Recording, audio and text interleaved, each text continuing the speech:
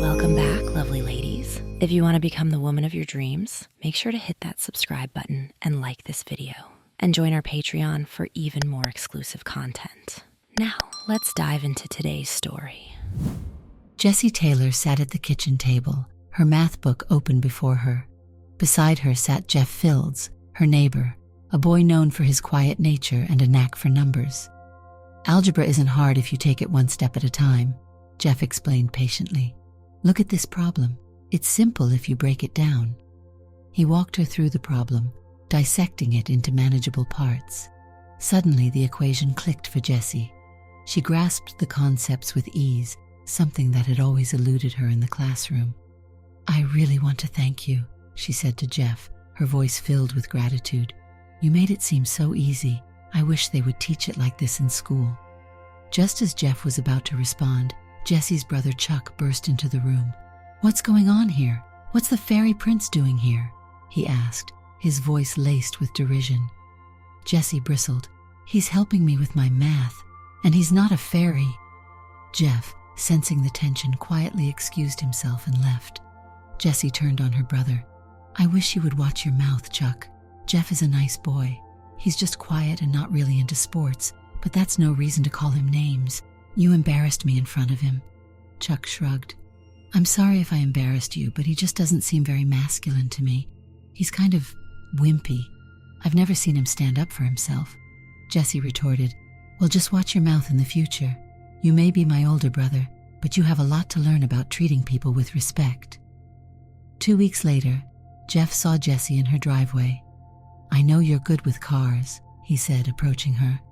My car's been acting strange, no power. Could you take a look at it? Jessie readily agreed and followed Jeff to his car.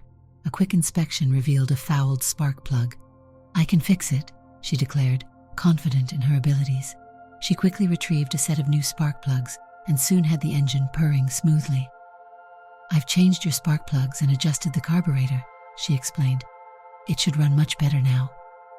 Jeff was grateful, offering to pay for the spark plugs, but Jessie refused any compensation for her labor. When Jessie returned home, Chuck teased her. Well, did you get the fairy prince's car running?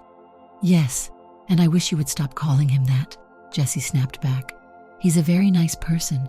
You wouldn't know anything about being nice, would you? Chuck quickly changed the subject. You're graduating in 2 weeks, he announced. I have a proposition for you. You have a real talent for fixing cars. Do you want to be a partner in my auto shop? Jessie's eyes lit up. Yes, oh yes, I'd love to. But what will it cost me? Chuck grinned. You're my only sister. You have a touch with carburetors I don't have. I think we can work as equals, not boss and employee. I've been running the shop for 2 years, and you've been helping out after school and on Saturdays for free. Consider that your payment. The business has grown and I need help. You'll be busy. Jessie was overwhelmed. Thank you, Chuck. I never expected this. Mom will be so proud of you.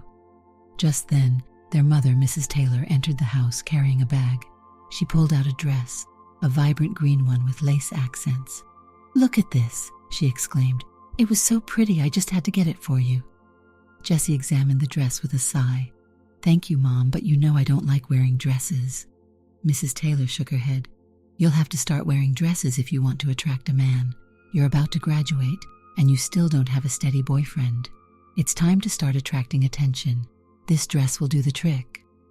Jessie tried to explain. But Mom, Chuck just offered me a partnership in his shop. It's great. Oh, Chuck, that's wonderful, Mrs. Taylor exclaimed, her face beaming.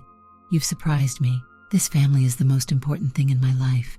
It's so comforting to see you looking after your sister. Chuck added, She deserves it. She's helped me out a lot. It's the least I can do. Jessie took the dress and hung it in her closet, next to the other dresses her mother had bought for her. She knew she wasn't a dress girl, and despite her love for her mother, she couldn't convince her to accept her preferences. Graduation day arrived 2 weeks later. Jessie asked Jeff about his plans after graduation. I've signed up for a 2-year accounting program, he told her. I got a full scholarship, so I just need to earn some spending money. Jessie, already discussing the possibilities with Chuck, offered Jeff a job at the auto shop, helping with the books. He accepted, acknowledging that he was still learning about accounting, but promising to do his best. The next day, Jeff started his new job. Some entries were straightforward, while others required him to ask Jesse or Chuck for guidance. By the end of the day, he had established categories, made entries, and even uncovered $800 in overdue bills. He presented these to Chuck, who was impressed. At dinner that night, Chuck remarked, "Hiring the fairy prince was a good idea. He found bills I'd lost and he seems to be getting the books in order." "Don't call him the fairy prince," Jesse interjected. "It's not nice. He's a good guy. I like him. He's kind to me and always pleasant." Chuck defended himself. "I've been calling him that for so long, it's just a habit. I'm sorry, but you know how nicknames stick." Mrs. Taylor chimed in. "Chuck, you don't call him that to his face, do you?" Chuck chuckled. "No, I guess I do it to get a rise out of Jessie. You don't think she's sweet on him, do you?" Jessie blushed. She'd never thought of Jeff as a potential boyfriend. They'd gone out for milkshakes a few times, but it was mostly to talk. The next day, Jeff finished organizing the computer files, demonstrating the system to Chuck. He suggested it would be beneficial to have someone keep the records up to date, but when Chuck offered him the position, Jeff declined, explaining that he needed to focus on his studies. Chuck expressed his gratitude and generously compensated Jeff for his work. Later that day, Jeff approached Jessie in the work area. "Would you like to go out for dinner tonight?" he asked. Jessie readily agreed, and they went to a steakhouse known for its delicious meals. As they ate, Jessie noticed that Jeff was smitten with her. While she liked him, she wasn't as infatuated. It bothered her slightly, but she dismissed it. Over the next 2 years, Jessie and Jeff stayed in touch. Jeff was excelling in his studies, sharing his successes with Jessie. He graduated at the top of his class with a perfect 4.0 GPA. To celebrate his achievement, Jessie took him out for dinner on graduation night. He told her he was starting to look for a job. The next day, he submitted his resume to 3 different companies. All of them promised to contact him if any positions opened up. He had been told in school that companies were always looking for qualified accountants, but the reality was different. The following Monday, one of the companies called, inviting him for an interview. Jeff was overjoyed. Later that evening, he was surprised to find Jessie knocking at his door. He shared the good news with her. "Well, I guess that changes what I was going to tell you," Jessie said, a hint of disappointment in her voice. "What were you going to tell me? Tell me," Jeff urged. "Mary Beth, the lady who handles our books, is leaving," Jessie explained. "Her husband got a job 200 miles away, so they're moving. I was going to offer you the job." Jeff was stunned. "Wow, 2 job possibilities in one day. This is great. The company that called is Ganson & Son. They're the biggest in town. Here's what I'll do. Let's go for a milkshake, my treat. I'll think it over and let you know what I decide." "Deal?" Jessie agreed. They went to a milkshake shop, choosing a booth away from the other customers. Jeff weighed the prestige of working for the largest accounting firm in town against the prospect of working close to Jessie. It was a difficult decision, but his heart won out. "Well, I know what I'm going to do," he finally declared. "Are you going to tell me, or do I have to wait?" Jessie teased, a hint of anticipation in her voice. Jeff told her he would accept the position at Taylor's auto shop. He remembered a teacher's advice: take a sure job, don't count on promises. Jessie was delighted. She told him to come in the next day and Mary Beth would show him the ropes for a couple of days. Mary Beth mentioned she wanted to start packing on Thursday. Jeff started work the next morning. Mary Beth was kind and complimented him on the way he had organized the books. She showed him some additional methods she had implemented to streamline work order tracking. Within hours, they were like old friends. Mary Beth even told Chuck and Jessie they had a smart boy on their hands. Within a week, Jeff had mastered the system, managing to relax after the initial rush of tasks. The delivery drivers got to know him, and he was happy. He had a good job and was working near Jessie. Occasionally, they would go out for dinner after work, but their interactions remained platonic. Jessie talked about the cars she worked on, most of which went over Jeff's head, as he wasn't mechanically inclined. 2 months later, Chuck got married. At the reception, Jessie was slow dancing with Jeff. "You know, maybe we should get married," Jessie said, her voice soft. "Is that a proposal?" Jeff asked, his heart pounding. "I don't really know," Jessie admitted. "I like you a lot, but I'm not sure. What do you think?" The music stopped and Jessie suggested they go outside to talk. As they stood under the starry sky, Jeff confessed his feelings.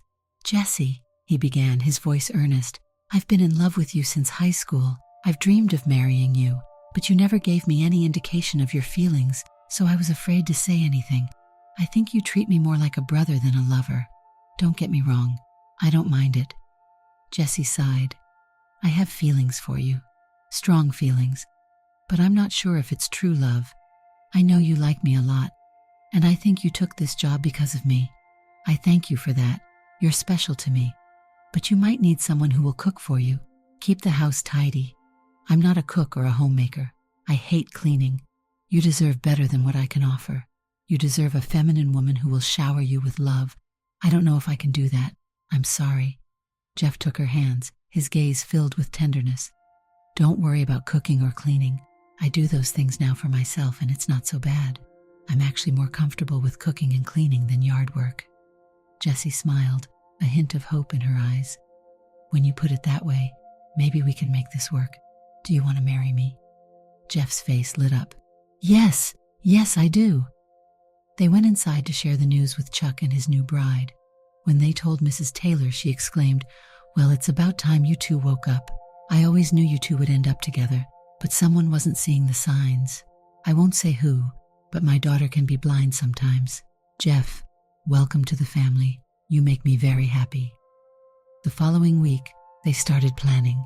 They checked reception halls and found one with a cancellation 4 months later. They set the date and planned a small wedding. Time seemed to fly by. The wedding day arrived and Jessie looked beautiful in her dress. Jeff couldn't help but think that it was the first time he'd ever seen her in a dress. They were both so happy.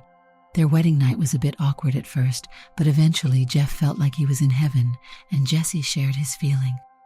"Honey," Jessie whispered, snuggled close to Jeff. "I don't know why it took me so long to recognize my feelings for you. I'm glad we're husband and wife. You've made me so happy." Jeff held her tight. "You're my goddess. Our love fills this room." Their honeymoon in Jamaica was blissful, a week of pure joy. When they returned, everyone could see the love they shared. A couple of months later, Jessie was working on a carburetor, while Chuck was busy with a transmission. Chuck took a break and invited Jessie to join him. "Our workload is getting bigger," he said. "I've offered Tom Watson a job as a mechanic. He accepted. He's starting tomorrow. With 4 work bays, it shouldn't be a problem." "That means we'll finally be able to leave before 9 every night?" Jessie asked, a glimmer of hope in her voice. "Hopefully," Chuck agreed. "Tom's a good mechanic. He should help ease the backlog. Lately, the only one getting out on time is the Fairy Prince." Jessie shot him a warning glare. "I told you, don't call him that." Chuck shrugged. "I'm sorry, but he's more of a wife than you are. Who does the cooking and cleaning around the house?" Jessie sighed. "He does, but that's because we worked it out before we got married. You know I'm not a great cook and I hate cleaning, but you have to admit our house is always clean and tidy. Besides, Jeff is a great cook. I could never make some of the meals he makes." Chuck chuckled. "See, what did I say? He's more wife than husband. You should put him in those dresses you never wear." Jessie rolled her eyes. "You just don't understand. Our partnership in marriage works beautifully for us. You're just jealous of how well we get along." "I dare you to put him in a dress," Chuck challenged, a mischievous glint in his eye. "You're afraid to admit he's more wife than husband." Jessie knew Chuck was right. She never turned down his dares.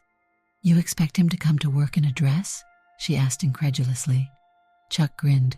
"As long as he does his job, I don't care if he comes in a swimsuit. I got used to seeing Mary Beth in her dresses. His job is something a woman could handle." "Do you accept the dare?" Jessie hesitated. "Give me a couple of weeks at least," she replied, feeling a surge of anxiety. She knew she wouldn't be able to resist Chuck's dare, but she hoped Jeff wouldn't be too upset. She thought it might even be fun for them. That Sunday, Jessie decided to give it a try. She came in from the garage just as Jeff finished cleaning the kitchen counters. "Well," she said, "I changed the plugs in your car. You had one that was fouling out, which is why you lost power. You'll be good to go now. I'm going to mow the lawn. While I'm doing that, why don't you make yourself pretty for me?" Jeff looked at her with confusion. "What do you mean, make myself pretty?" "Well," Jessie explained, "you know, Put on some lipstick and maybe a dress. Try to make yourself look like a sexy housewife. Jeff shook his head. I don't think I can do that. That's crazy. I'm going to mow, Jessie said, leaving the kitchen. Just give it a try. I'll make it worth your while when I'm done. She left the house, leaving Jeff standing there bewildered. He had no intention of putting on a dress or lipstick. He started cleaning the living room. Jessie finished mowing and returned to the house. She saw that Jeff hadn't changed. It didn't surprise her, so she moved on to plan B. She went to Jeff, nuzzled him, and started kissing him. He reacted as any man would, and when she mentioned meeting him in the bedroom, he headed straight for it. Jessie stopped in the bathroom, joining Jeff in the bedroom. She kissed him, then said, Let's add something. How about lipstick? Jeff, caught up in the moment, readily agreed.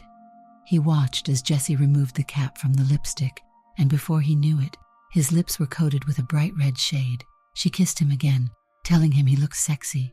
During their intimate encounter, she asked, Will you wear a dress for me? Jeff groaned. No, I don't want to. A little later, Jessie tried again. Won't you please wear a dress for me? They're just hanging in the closet. Someone should get some use out of them. When we're done, will you try one on? No, Jeff said, his voice firm. Jessie persisted. Won't you wear a dress for me? They're just taking up space, and I think you'd look good in a dress. Jeff, trying to deflect her request, said, You wore a dress for the wedding and you looked beautiful. Why don't you try to wear them? I'm not a dress wearer, Jessie retorted. All I'm asking is that you try it. Will you try it for me? Jeff, caught in a moment of weakness, agreed. Jessie was ecstatic. She knew she could convince him to wear a dress.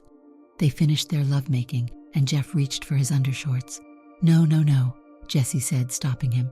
You agreed to try a dress, and you might as well wear the rest of the things that go with it. Jeff froze as Jessie pulled out a pair of satin panties from her drawer. Here, put these on, she said. I haven't worn them since the wedding. Then she retrieved a matching bra and put it on him. She stuffed the cups with socks to give him a more ample chest. She fastened the garter belt and helped him with the stockings. As she pulled the satin slip over him, his mind was in overdrive. He barely noticed as she slid the pink dress over his head and onto his body. She helped him with a pair of sandals with 2-inch heels. She watched as he walked around, gaining his balance, and then retrieved an old wig she had kept from Halloween years ago. She brushed it out and placed it on his head. You look wonderful, she exclaimed, looking at her feminized husband. I never looked that good in a dress. Jeff blushed, and Jessie laughed. If you keep blushing like that, you won't need blusher. Thank you for doing this for me. Can I take it off now? Jeff asked timidly. No, Jessie replied. Leave it on. You look so adorable. I've never had a close girlfriend before, and now I have.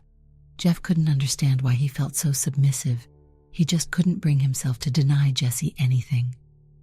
They went to the living room and sat on the couch watching TV. Jessie kissed him every now and then. Soon it was time for Jeff to make dinner. He prepared a delicious meal. As they ate, Jessie said, Tomorrow you can wear the blue dress. That one is perfect for office work. Jeff was shocked. I can't wear a dress to work. What will Chuck say? Please let me wear my regular clothes. All those dresses are just hanging there unused, Jessie said, ignoring his concerns. I can't wear a dress while fixing cars, but you can wear one while sitting at your desk. It won't stop you from doing your job, will it? No, it won't stop me, Jeff admitted. But I'm a man, not a woman. Men don't wear dresses.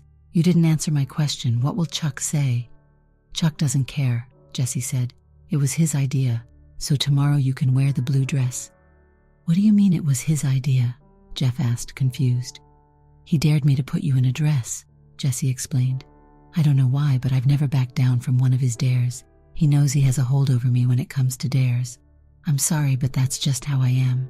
You know that nobody besides Chuck and I comes into the office, so what's the big deal? The delivery guys come in with parts, Jeff pointed out. What am I supposed to do then? You look so much like a woman, they'll think it's a new person, Jessie said, trying to reassure him. Look at it this way. I fix cars and do all the things around here that a husband normally does. You do the cooking and cleaning, all the things a wife normally does. Now we're properly dressed for our roles. I still love you as much as I ever have. Please just try it for me, please. Jeff thought for a moment, then reluctantly agreed. Jessie was overjoyed. She looked at him, knowing he was only doing this because of his deep love for her. The next morning, as they got ready for work, Jeff asked her to reconsider. Jessie insisted that the blue dress would be fine for work. When they arrived at the shop, Jessie told Chuck to go into the office for a surprise. Chuck entered the office, greeted Jeff, and didn't seem to notice anything different. He went back to the garage area and congratulated Jessie, telling her he never believed she would actually do it. For Jeff, the day flew by. There was only one delivery, and the man didn't seem to notice it wasn't a woman who received the parts. When it was time to leave, Jessie said she still had an hour's worth of work, so Jeff walked the block back to their house. He started preparing dinner. Over dinner, Jessie said, "I'm so proud of you. Chuck agreed never to dare me again. I told him how much I hated doing this to you. He said you surprised him by how you're handling it. I think he has more respect for you now." "It wasn't as bad as I thought," Jeff admitted. "There was only one delivery and it went smoothly. In a way, I kind of like the feel of the skirt brushing against my legs. I don't know why." Jessie smiled. "Tomorrow, why don't you wear the green dress? Of all the dresses my mother bought for me, she liked that one the best. I think she figured if she pushed hard enough, I would wear it more often. I've never worn it. It became a contest between Mom and me. She pushed for me to wear it, and I pushed back by not wearing it." That night in bed, they made passionate love, both sensing something special was happening but unsure what it was. The next morning, Jeff put on the green dress. He looked out into the garage and saw Tom Watson working on an engine in the first bay, Jessie working on a car in the second bay, and Chuck getting ready to crawl under a car in the third bay. 15 minutes later, he saw a flash of light, followed by a loud bang. He saw Tom running outside. Jeff dashed into the garage area and saw Jessie lying on the floor. He went to her, picked her up, and carried her outside. He laid her down gently and looked back towards the garage. He saw Chuck partially under a car, not moving. He ran back into the flames, grabbed Chuck under the arms, and dragged him out to Jessie. A man approached them, saying he had called 911. The fire department was on its way. 2 police cars arrived and started questioning the man. Within minutes, the fire department arrived. Jeff watched as the ambulances transported the 3 injured people to the hospital. He quietly walked away, heading home to change clothes. He then went back to the garage. The fire department was finishing up, packing their equipment. Jeff approached a police officer and identified himself, answering questions. He surveyed the scene. It wasn't as bad as he had feared. There were a few broken windows, but most of the shop was intact. He didn't know the extent of the damage to the cars, but he assumed they had been damaged.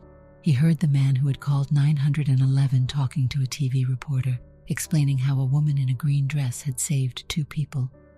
Jeff chuckled to himself when he heard the reporter say they would find the woman in the green dress. He heard the police officer say she was a hero. After the fire department left, Jeff went over and shut the overhead doors. He went into the office, shut down the computer, locked the office, and drove home. At home, he changed into a red and yellow floral sundress and headed to the hospital. He checked at the desk and found out what rooms Jessie and Chuck were in. He went to Jessie's room, apprehensive about what he might see. Jessie was sitting up in bed, her arms wrapped in light gauze. He could see burns on her arms. He went over and kissed her. "I was lucky," Jessie said. "I won't need skin grafts or anything like that. The doctor said I have to stay a couple of days to make sure there's no infection. I hear Tom is going to need skin grafts. They're thinking of transferring him to a burn center. I haven't heard how Chuck is doing." "He's in the next room," Jeff said. "Do you want me to go check on him?" "Yes, please," Jessie said, worry etched on her face. "I'm worried about him." Jeff went to Chuck's room. Chuck was sitting with his legs dangling off the side of the bed. He smiled at Jeff. "I'm lucky," Chuck said. "A couple of minor burns and a concussion. I hear you dragged me out. I want to thank you. I never thought you were strong enough to pull me out. Where did you get the strength?" "I don't know," Jeff replied, still shaken by the event. "All I knew was that I couldn't leave you there. I had to get you out. I never thought about not being strong enough. How did you get a concussion? I thought you had a hard head." Chuck laughed. "When the explosion happened, I hit my head on the car. I don't remember anything until I woke up in the ambulance. How's Jessie doing?" "She'll be okay," Jeff said. "I heard that Tom might be transferred to a burn center.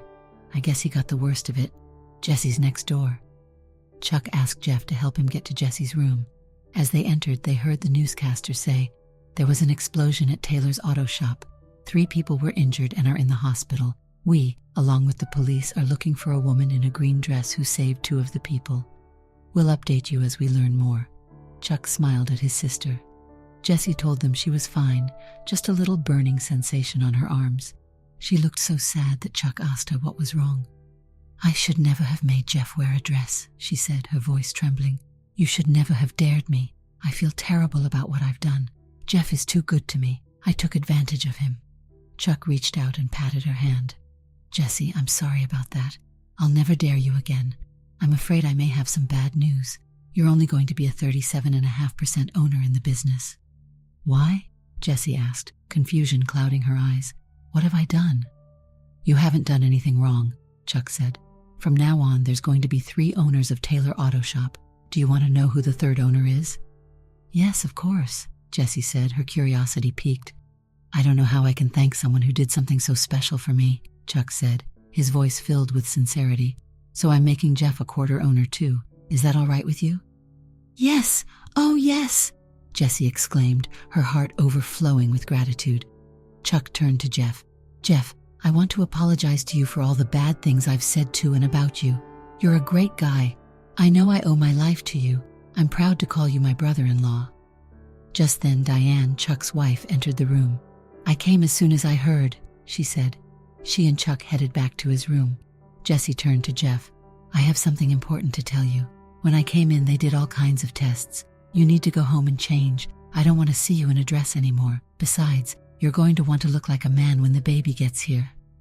Jeff stared at her, his brow furrowed. "What baby? Are you pregnant?" Jessie smiled. "Yes, that's what they told me. They said it must be a mistake, but I'm definitely pregnant." Tears welled up in Jeff's eyes as he kissed his wife. He knew their love would conquer anything that came their way. Did you like the story? Hit that like button and tell me what you thought in the comments.